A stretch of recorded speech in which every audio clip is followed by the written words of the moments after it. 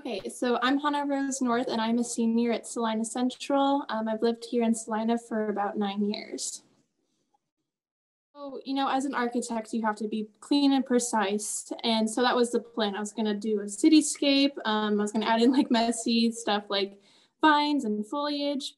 But as I started painting, it became more impressionistic. And I think that's the reason I did that was so it's more familiar and it's like, oh, this is something that you would see like in an art museum. And it's not just like, oh, here's a snapshot of something. This is like something that I created. And it's not as harsh as the original message of, being angry about the environment and trying to get us to integrate into sustainability. But just making it more familiar and soft and not so harsh, I think was the best route, even though I wish it were more clean, but I really like how it turned out.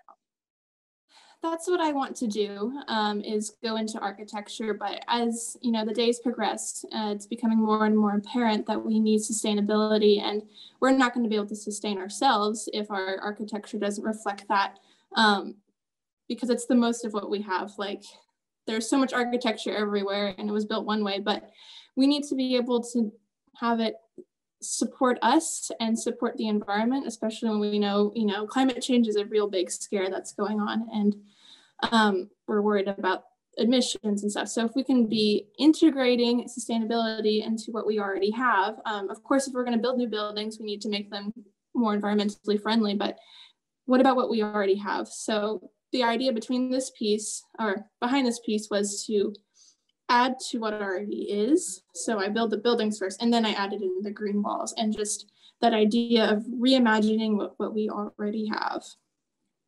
It's a 21 by 31 piece of wood. It's just like paneling. I think it's like a red oak kind of thing, but it was cheap. It's just like for projects and stuff. And so then I drew it out, put a border, drew it out with some graphite, and then I put some, varnish and whatnot on it, and then I painted with acrylic.